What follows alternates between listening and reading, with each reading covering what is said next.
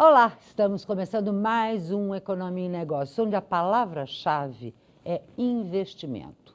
Investir significa ampliar os rendimentos e ter muitas oportunidades, que, é claro, vão além de poupança, fundo de ações, ouro ou as aplicações tradicionais. Mas também acabam gerando uma dúvida enorme. Qual é a melhor aplicação? Isto tem provocado uma corrida aos consultores financeiros, até porque o mundo realmente virou uma aldeia. E aí a gente não investe só no nosso país, pode investir em qualquer canto do mundo. Principalmente porque a gente tem à nossa disposição novas tecnologias.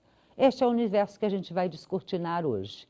Eu vou estar com o Pedro Borges, presidente da Saxo Bank, um banco que, a partir de uma plataforma eletrônica, possibilita a negociação de ativos ao redor do mundo. Também vamos estar com o Alfredo Sequeira, presidente da DNA Invest, o Vitor Bendorf, que é executivo da Stock Trade, e o Marcos Paolozzi, que é diretor da Fator Administração de Recursos, que vai nos explicar como andam os investimentos brasileiros no exterior. Neste primeiro bloco, eu tenho dois convidados. Pedro Borges, muito obrigada por estar aqui com a gente, e o Alfredo, obrigada também por estar aqui. Você viu que eu fiz essa super abertura, porque realmente o que eu mais recebo de e-mail, e aí eu quero a análise de vocês dois, é o que eu faço com o meu dinheiro. Óbvio que existe a regra máxima da diversificação, mas dentro da diversificação, o que eu posso fazer ou o que você recomenda para o nosso telespectador? A palavra-chave é diversificação. Claro que não há uma resposta igual para todos, para quem nos está a ver, não é? Muitas pessoas. É sempre importante você perceber qual o risco que vai correr. Claro que todo mundo quer ter o máximo de rentabilidade. E o mínimo de risco, né? E o mínimo de risco, mas isso é impossível, não é? Portanto, você quando tem uma expectativa, de alta rentabilidade, terá a assumir também um risco proporcional a isso. Portanto, não há uma resposta certa para isso. Cada pessoa é uma pessoa, cada caso é um caso, por isso é que há os consultores de investimento.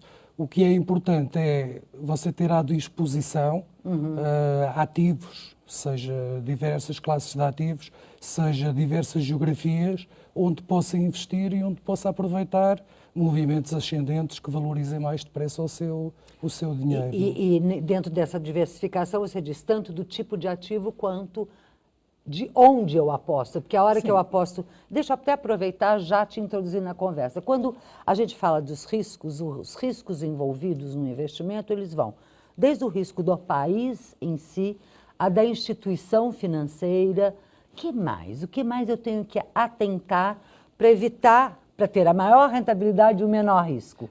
Eu acho que é importante, nesse momento, você saber, antes até da diversificação, saber o que você quer, né? Quais são os objetivos para esse investimento, né? Eu quero trocar de carro, eu quero fazer uma viagem.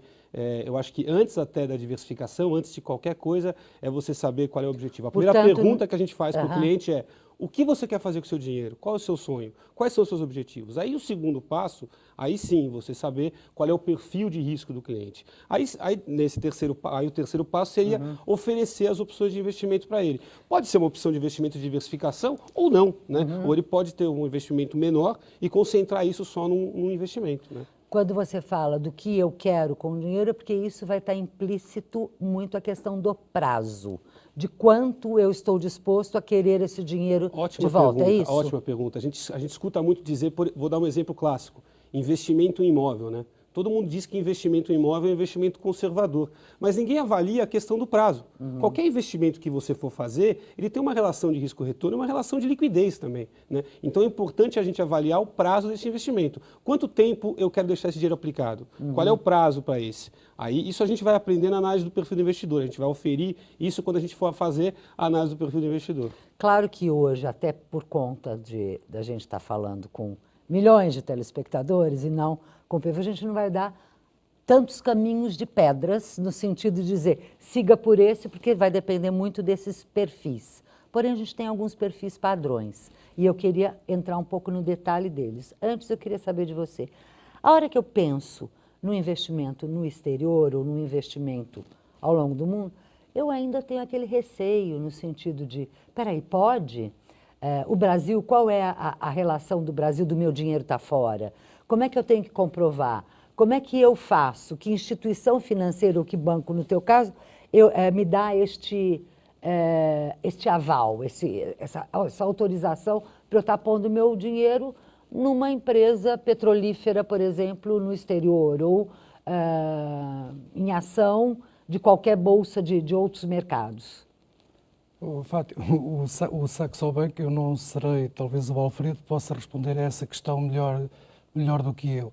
O Saxo Bank o que possibilita, e é por isso que o Saxo Bank está no Brasil, como você falou na introdução e muito bem, o Saxo Bank é uma plataforma através da qual você, quando acede nessa plataforma, tem todo o mundo à disposição. Desde ações no Japão até aos Estados Unidos, toda a Europa, futuros, praticamente tudo o que seja produto financeiro que você imagine que exista no mundo, tem ali no único acesso. Portanto, e o Saxo o que possibilita quando alguém aqui no Brasil decide investir fora e toma essa decisão e conhece esses modos que me estava perguntando, nós damos a ferramenta que permite estar em todo o lado.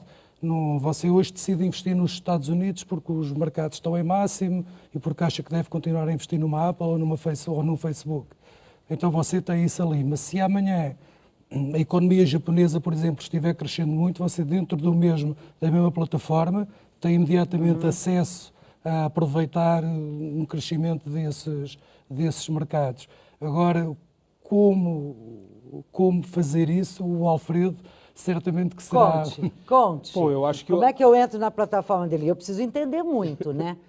Eu acho que a primeira coisa é você ter o perfil de risco para poder investir em renda variável, né? A partir do momento que você tem o perfil de risco para investir em renda variável, você tem que analisar quais são as alternativas disponíveis, né? Vamos supor que você avalie que é interessante naquele momento investir em alguma empresa do setor de tecnologia, né? Se você for listar as ações da Bolsa Brasileira de tecnologia, você vai encontrar 2 ou 3 ações listadas na Bolsa Brasileira, ao passo de que no mundo você tem centenas, talvez milhares de ações, né? Então, se eu tenho, por exemplo, um cliente que acredita que as ações da Apple, né, seja uma boa opção de investimento, através da plataforma no Brasil, é muito difícil de ele comprar, é impossível de comprar ações da Apple através da Bolsa Brasileira, né? Então você pode, através da plataforma da Saxo Bank, né, oferecer para quem tem esse perfil de risco, né, a possibilidade dele abrir uma conta no nome dele no exterior, né, no Saxo Bank, fazer uma remessa de recursos, isso é totalmente legal, né, o recurso que ele ganhou legalmente, que ele pagou imposto por isso, faz essa remessa e através da plataforma da Saxo Bank ele pode comprar ativos no mundo inteiro, inclusive na Bolsa de Nova York, onde são negociadas as ações da Apple. Então, desculpa te cortar, Fátima, mas a grande vantagem desse tipo de aplicação, deixo bem claro para quem tem perfil desse tipo de risco, é a possibilidade de ter um mundo às suas mãos numa única plataforma. Eu estou no mercado há 21 anos, né, e eu nunca tive acesso a uma plataforma tão completa e tão potente quanto a plataforma da Saxo Bank, né? Questões de custo, segurança, agilidade operacional, ela é uma plataforma muito, muito completa. Quanto você está dando de comissão para ele?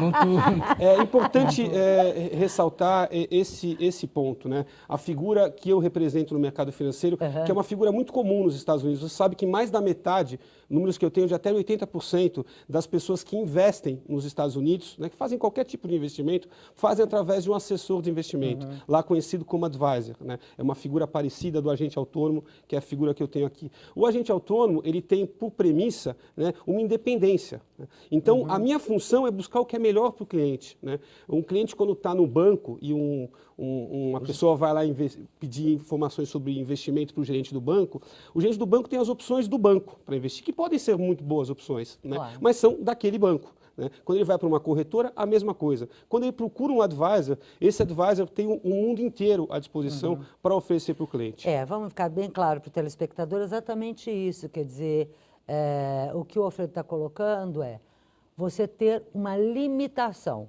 Por quê? É a mesma coisa que você vai numa loja. A hora que você vai numa loja, o vendedor da loja vai oferecer os produtos que ele tem ali. Ele não vai dizer, vai naquela outra loja e lá você vai encontrar. Idem o caso de um banco, diferente de um... Eu estou chamando de consultor, porque aqui já chamaram de personal, de advisor, A palavra... de seja que... Mas é A um palavra consultor técnica é financeiro. agente autônomo de investimento. Esse nome Tá. feio e complexo que a gente Mas tem é aqui isso, como porque a você nossa tem essa função. autonomia, Sim, né? sim. Eu, aquela hora, ia te interromper, porque eu ia te perguntar, no caso específico dos teus, ou da tua, Sim, sim. do teu portfólio de clientes, normalmente há uma tendência maior de buscar sem saber aonde, e daí te pede o conselho, ou já vem com aquela listinha, eu estou aqui, aqui, aqui, ali, e o que eu mudo disso, e aí pensar em ir para o exterior. Ou já são pessoas que eu quero ver o mundo, e daí já pode usufruir da plataforma. Geralmente a pessoa vem com um problema, né? Acho que é estranho achar que dinheiro pode ser problema, mas as pessoas têm esse problema de não sei o que eu faço com o meu dinheiro, né? E a primeira coisa muito importante, a gente precisa analisar o perfil do investidor, né? Conhecendo o perfil dele, aí sim você apresenta opções de investimento de acordo com esse perfil. Você diz, tem essa e tem essa opção. Eu acho uma pergunta que você fez, eu queria responder agora, com relação da onde a gente ganha esse dinheiro. O brasileiro é sempre desconfiado, né? Poxa, mas esse cara vai ganhar onde, né? Eu ganho sempre da pessoa que eu estou vendendo o produto, quer dizer, de quem eu estou distribuindo, né? No caso da Saxo, se o cliente procurar diretamente a Saxo, quiser abrir uma conta na Saxo, a Saxo vai abrir uma conta para ele e vai cobrar X de comissão por operação. Se o cliente abrir a conta através de mim na Saxo, né, o custo vai ser o mesmo X, né? Não aumenta, não é mais nem menos. A diferença é que a Saxo reduz o custo de captação do cliente, quer dizer, que não teve que gastar com propaganda para captar esse cliente, e reduz principalmente o custo de manutenção, né? Então é uma vantagem para os dois lados. E o cliente vai ter um atendimento especializado. Se ele fosse na Olhando Saxo, o perfil dele. perfeitamente. Se ele fosse na Saxo, a Saxo só poderia vender Saxo. Tá. Através da gente, a gente pode vender Saxo e pode vender N outros produtos disponíveis no mundo. Você não gosta muito, é claro, mas Sim. até aí, vamos lá. Eu vou fazer um pequeno intervalo, porque depois eu quero saber de você como tem sido esta mão inversa, como tem vindo para vocês, os clientes, e que tipo de aplicação. A gente vai para um rápido intervalo, mas volta já já. No próximo bloco eu continuo com essa conversa e dicas mais direcionadas para o seu bolso, para o seu investimento. Já voltamos.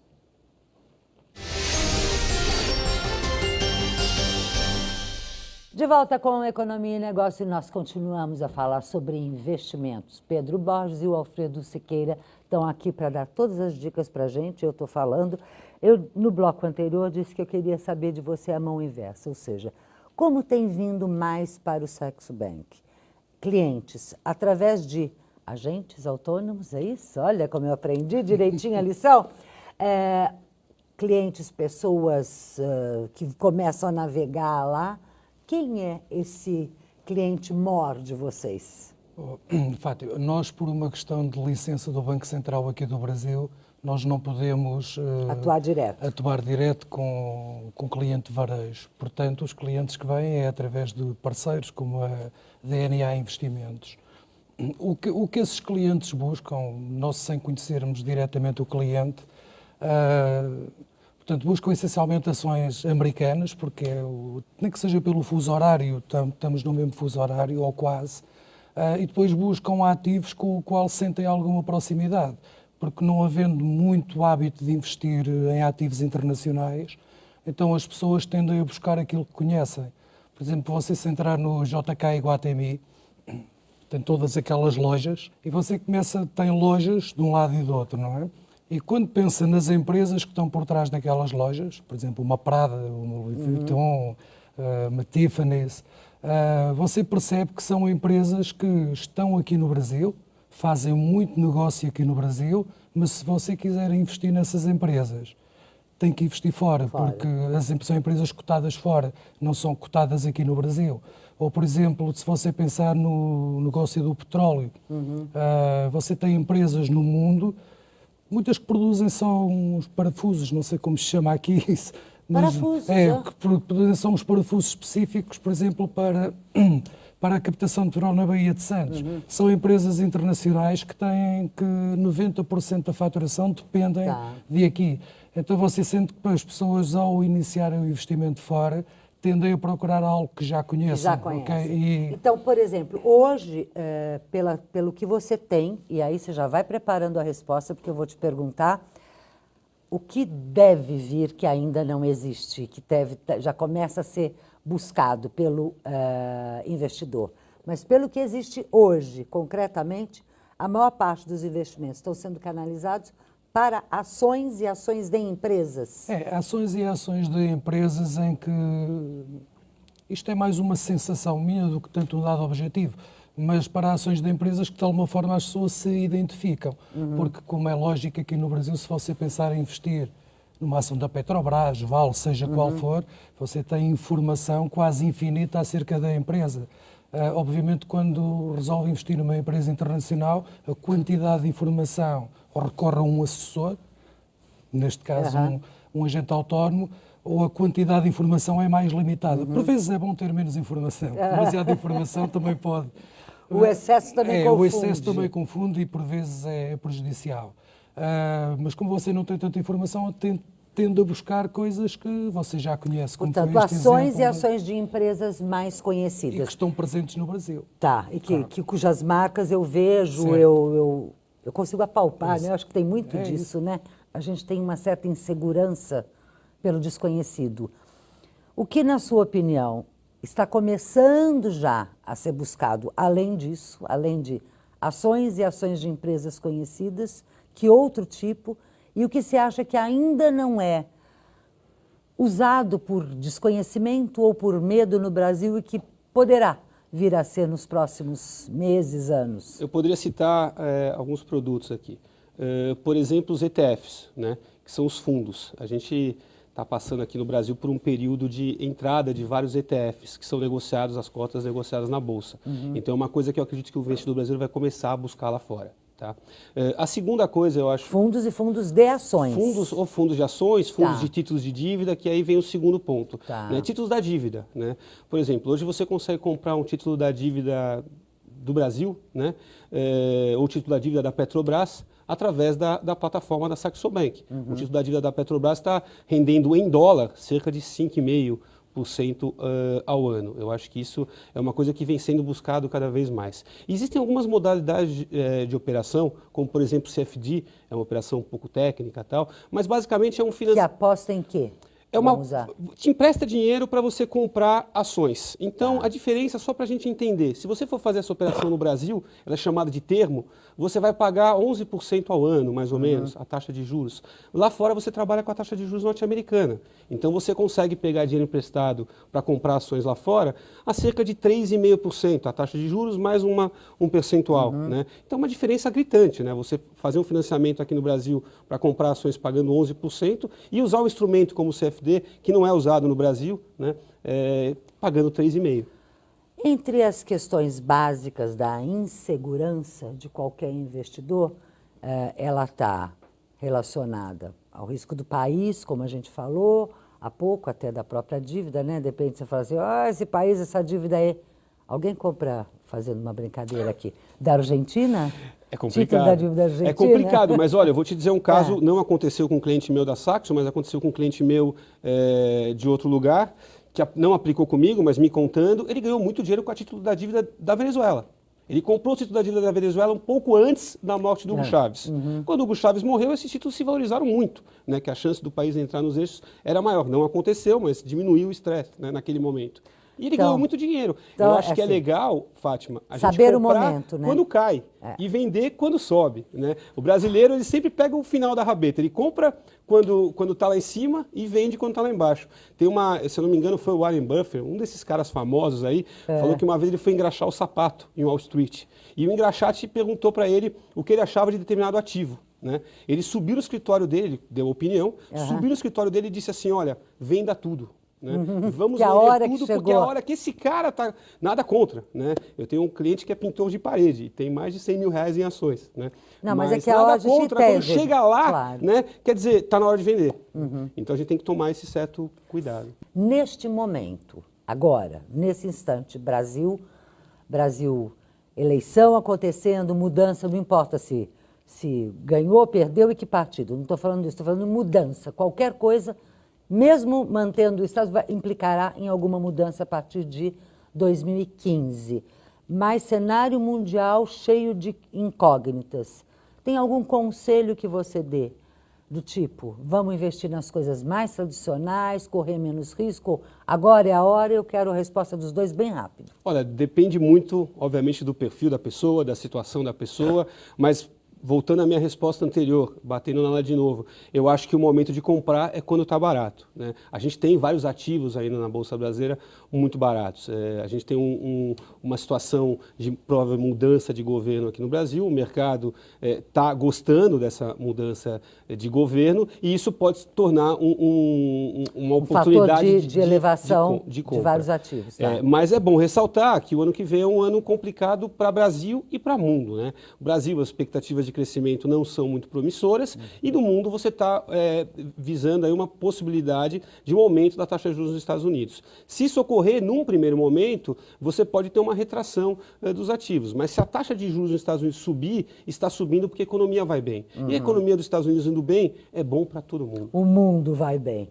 Seu último conselho. Relativo a investimento. Meramente pessoal, eu acho que se temos algum lugar que pode apresentar instabilidade, devemos fugir dele. Obviamente que uma economia que vai ter eleições, seja que economia for, é sempre difícil prever o que vem depois. Daí a importância de termos acesso, então eu realocaria a esse mundo, realocaria o meu dinheiro para um lugar onde não haja instabilidade no curto prazo. Parece-me... Perfeito, de muito bom senso. Tudo isso, eu quero lembrar você, telespectador, sem alarde, sem dramas. Eu vou abordar depois aqui essas coisas que ficam correndo pela internet, que ficam alardeando caos. O caos não existe nem na teoria do caos. O caos existe se a gente o estimula, se a gente continua apostando de que a coisa não vai dar certo. Portanto, vamos ficar com a questão do bom senso, que vale muito mais. Eu agradeço demais a participação de vocês dois. Agora, como o dinheiro é seu, como a questão da sua dúvida é muito pessoal, e aí os dois não quiseram dar exemplos claros, direcionados, a gente tem o nosso consultor que responde diretamente a sua dúvida, a sua pergunta, quando você manda essa dúvida para a gente. Então, manda sempre para o economia.negocios@r7.com. E agora é com o Luiz Stockler e uma lembrança muito querida do Economia e Negócios da Joy Paper para você. Muito obrigado. Outra para você. Muito obrigado. Stockler, é com você agora. Obrigado. Muito obrigado. Boa noite, Fátima. Tem uma pergunta aqui que muitos empresários fazem, né? E que o Reginaldo Araújo, de São Bernardo do Campo, hoje nos trouxe. Ele tem uma empresa no ramo esportivo e ele pergunta se vale a pena oferecer mais benefícios como plano de saúde para os seus funcionários e que obrigações legais ele deve fazer para cumprir essa legislação e como trabalhar com isso dentro da sua empresa. Olha, Reginaldo, você tem que pesar, como todo empresário, os prós e contras desta decisão. Você não oferecer nada para a sua equipe, você pode estar criando um ambiente de trabalho ruim ou uma rotatividade de funcionários muito altas. Isso vai fazer com que conhecimento e treinamento que você deu para esses funcionários vão embora e, às vezes, muitas vezes, para a própria concorrência tua. Se você oferecer benefícios como o plano de saúde, que hoje é fundamental para ninguém ficar na fila muito grande, da fila pública, né, de hospitais públicos, esperando um exame, você pode reter esse conhecimento, reter essa equipe dentro da sua empresa. É uma decisão tua, fundamental para o futuro da tua empresa. De volta com Economia e Negócios, falando ainda de investimento, mostrando para vocês oportunidades para fazer seu dinheiro render. Sem risco? Impossível. É isso que nós vamos conferir agora. Menor risco, maior rentabilidade, com os meus dois próximos convidados. O Vitor, obrigada por estar aqui com a gente, Vitor. O Vitor é da Stock Trader. E com o Marcos, obrigada por estar aqui, da Fator. Eu vou querer exatamente já essa abrangência de pergunta. Menor risco, maior rentabilidade. Hoje, o temor que todo mundo tem da questão das eleições, um Brasil que tenderá a não crescer no ano que vem, ou nos próximos, vou bater na boca 3 vezes, aquela pessoa, não, pelo amor de Deus, eu quero que cresça. Mas, enfim, um dos convidados anteriores do Banco Internacional e da plataforma de investimento, então, ok, evita-se aquele país que está em turbulência e põe aonde? Qual é o teu conselho? Eu evito o quê e eu ponho aonde meu dinheiro? Olha, eu concordo, assim, como operador, como um investidor, a gente tem que diversificar, buscar o mercado com o menor risco possível, né? A volatilidade do mercado eleva o risco do operador ou do investidor, né? A gente como advisors, né, o Alfredo falou, né, agentes autônomos ou analistas, eu não me importo tanto com o mercado em alta ou o mercado em queda. Eu me preocupo com volatilidade e movimentos erráticos de mercado, que é como a gente tem no Brasil hoje, né? Essa imprevisibilidade é o que eleva o nosso risco. Não o mercado em queda e não é o mercado em alta. Então, realmente... Neste caso específico, você está falando desta oscilação e dessa volatilidade com relação à empresa Brasil S.A., há algumas empresas dentro dessa, a Bolsa nossa ou a tudo.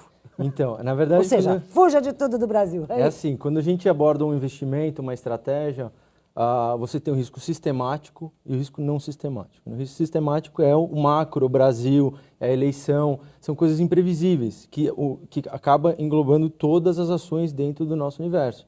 Então, quando acontece algo muito negativo na economia, pode ser um excelente investimento. Essa ação ela sofre um risco sistemático. Tá. Então, acaba caindo junto. Então, a gente tem que dar um tratamento macro primeiro, para depois afunilar para as ações específicas. Então, peraí, neste tratamento macro, obrigada por estar aqui também com a gente.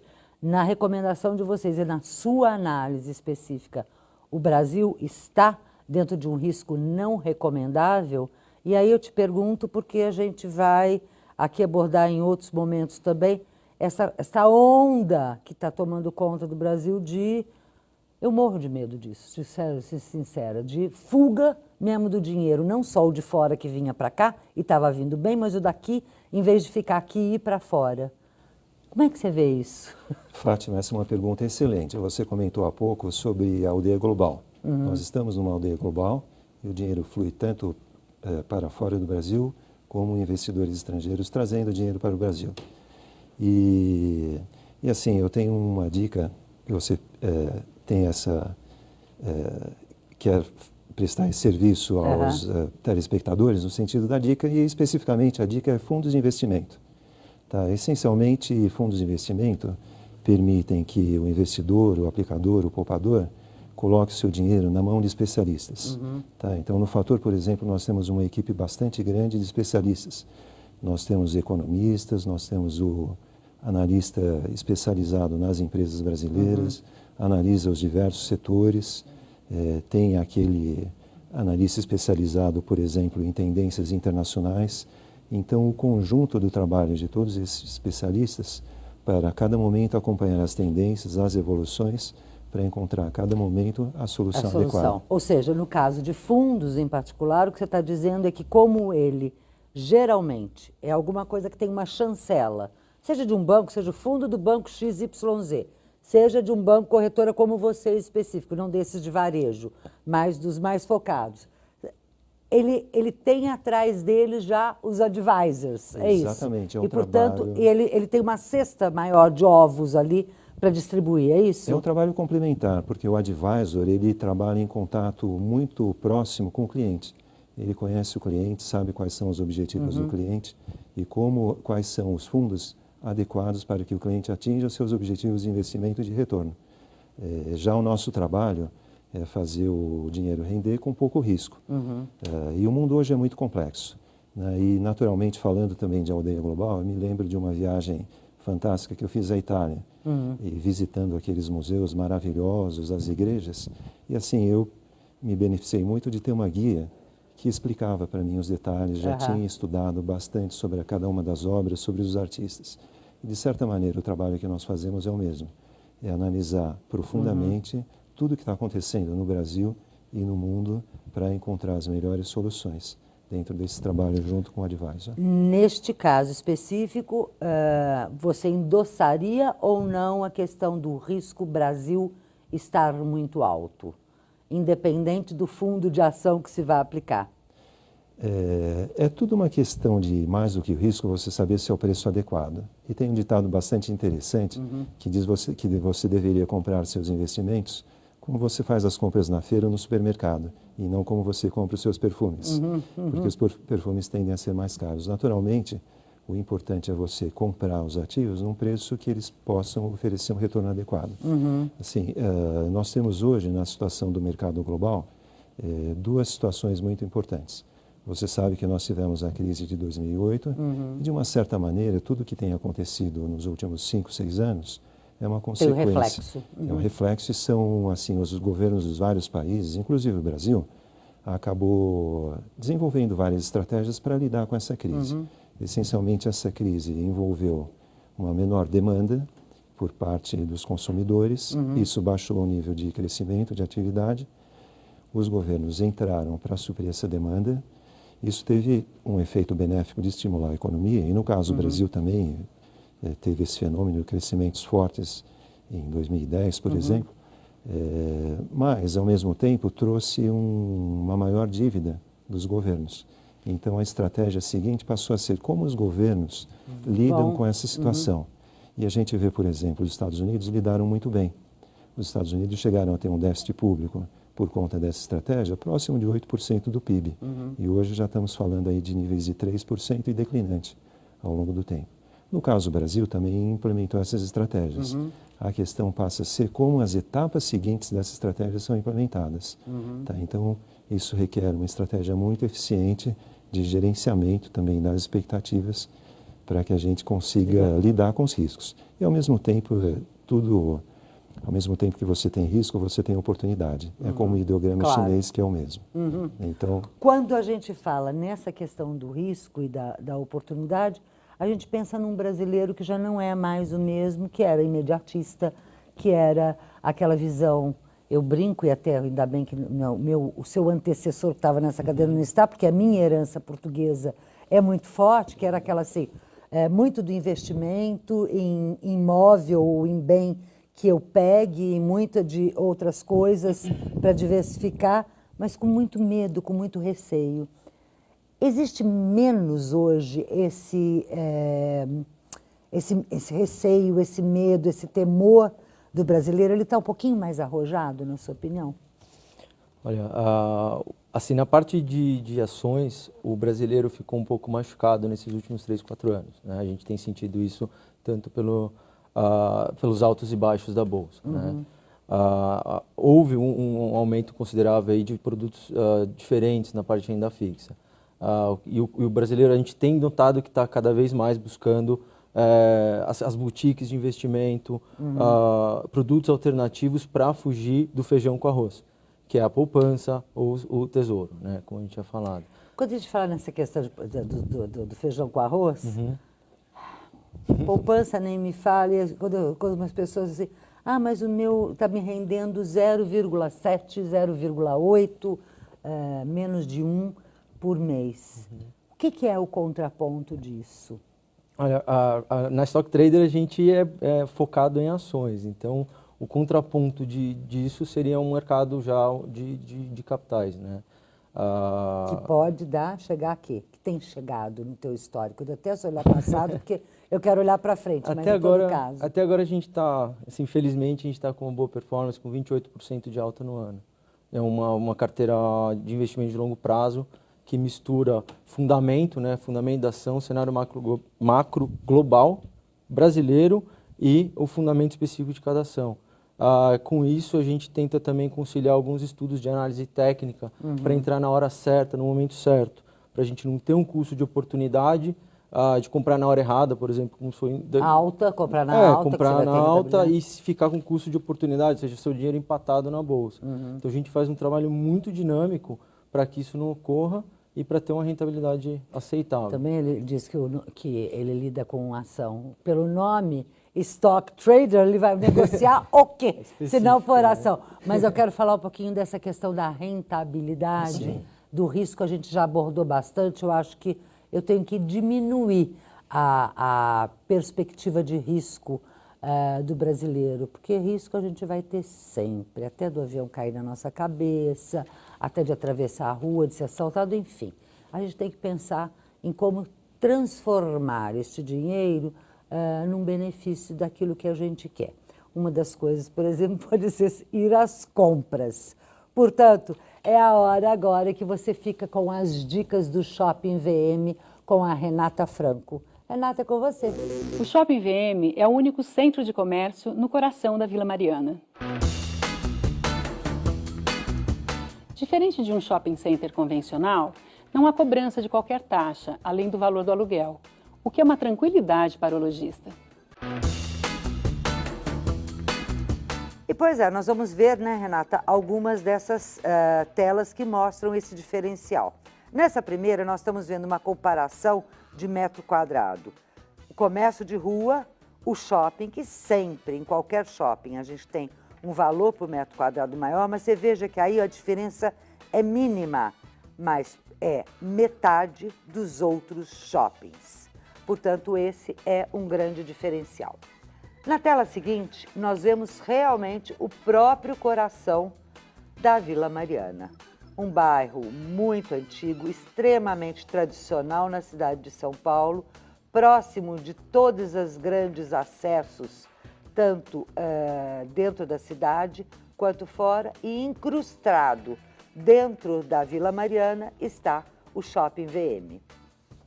Neste terceiro quadro, nós vemos alguns valores por metro quadrado. Nós vemos claramente a Vila Mariana com preço por metro quadrado versus a renda familiar muito parecido. Idem muito próximo da Aclimação, Ibirapuera, Santa Cruz e Paraíso. As regiões que ladeiam e estão em volta do shopping. Mais importante que tudo é, a hora que você está na Vila Mariana, você atinge todos os demais públicos com esta renda familiar extremamente elevada. Já que neste quadro nós vemos as populações dos vários bairros vizinhos e da própria Vila Mariana. Shopping VM conta com um público direto, ali grudado dele, de 10 mil habitantes. Aclimação mais 15 mil, Ibirapuera mais 20 mil, Santa Cruz mais 8,2 e Paraíso 9,8 mil habitantes. Ou seja, shopping de vizinhança é a solução para o seu negócio. Outra questão, finalmente, muito importante, é a questão da acessibilidade. O Shopping VM está do lado de várias estações do metrô. E hoje em dia, com a busca cada vez maior por meios alternativos, do lado tem uma ciclovia também. E cá estamos de volta, sua consultoria particular, sua consultoria de investimento, sim, é isso que também nós somos, através de pessoas como vocês, transmitindo para o nosso telespectador. Um monte de sigla. Aí eu tenho, desde RV, RM, RF, fora os nomes que aqueles bancos grandões, então, dão para cada tipo de investimento. Câmbio, e aí eu tenho milhões de opções, etc. e tal. Se eu não contar com a ajuda desses agentes ou com vocês, como eu posso tomar a decisão? A hora que eu faço aquela multiplicidade de ações, principalmente você já deu a dica do fundo de investimento. Ok, um pouco eu ponho lá, mas aonde mais? Quais devem ser as apostas? Eu quero a tua consultoria de graça para o meu telespectador. A tua aposta, o que você acha que é o que mais vale a pena, pensando aí uns 2 anos à frente? Sim. Fátima, você falou sobre risco e retorno. No caso do Brasil, o investidor brasileiro tem uma oportunidade fantástica. O juro real é de cerca de 5% ao ano, ou seja, ele recebe 5% ao ano. É um juro que você não consegue em muitos países no mundo. Na Alemanha, por exemplo, hoje um juro total, quando você faz uma aplicação de 10 anos para frente, está abaixo de 1%. Então a gente pode ter essa métrica assim como parâmetro, ou seja, Para investimentos na renda fixa, você tem a inflação mais 5% de juro real. Para você investir em ações, que é um risco maior... Posso fazer só um parênteses? Sim. Porque aqui eu tenho que explicar para o meu telespectador que não tem obrigação nenhuma de entender. Porque eu fico aqui falando mal dos juros, tá? Claro, porque eu falo pela ótica dos juros enquanto o custo do dinheiro para se investir na produção.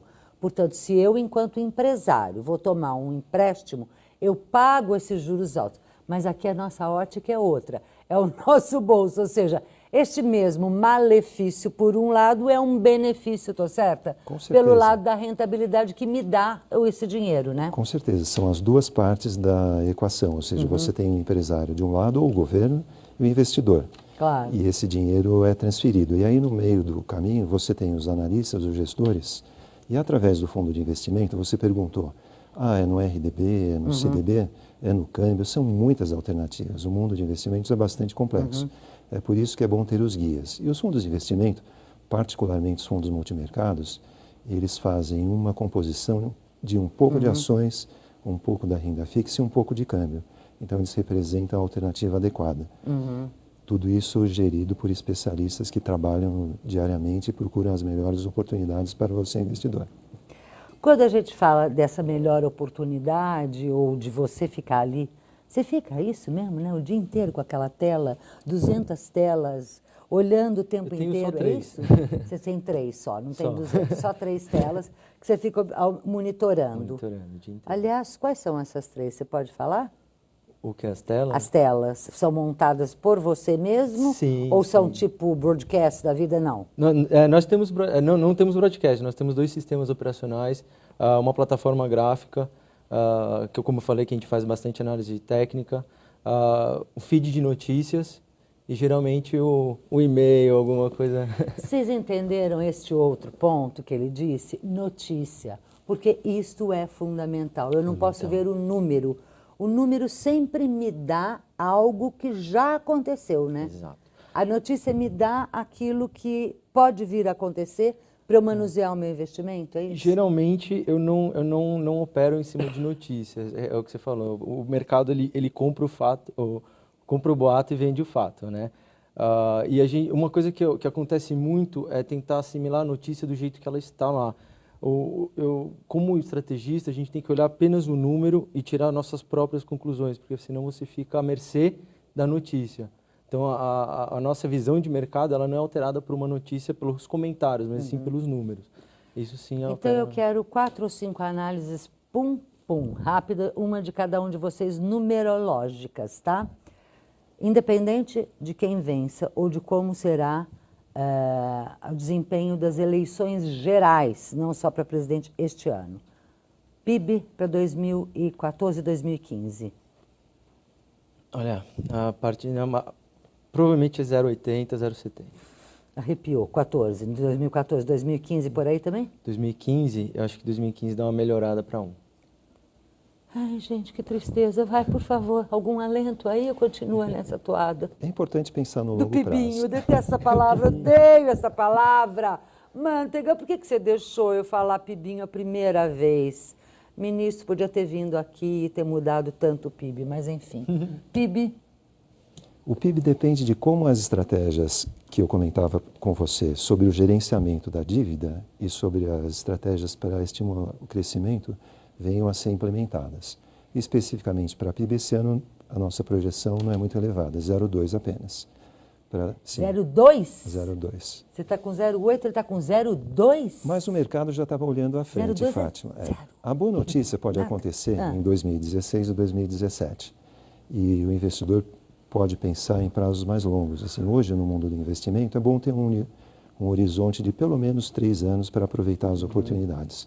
E 2016 e 2017, caso ocorra um bom gerenciamento, podem ser muito bons tanto para a renda variável, ações, quanto para o investimento em renda fixa. Então, desse ponto de vista, o investidor brasileiro tem uma oportunidade muito boa agora de fazer um investimento. Está muito ruim agora, portanto, compro agora, porque em 2016, 2017 tende a valorizar. É isso. Inflação.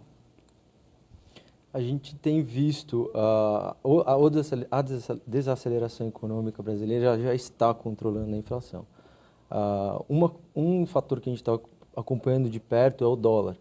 Se o dólar estourar acima da banda que ele oscila que é hoje... o estourar? É ir para onde? Para 3? Hoje em dia ele oscila em 2,30 o Petax, 2,30 e 2,20.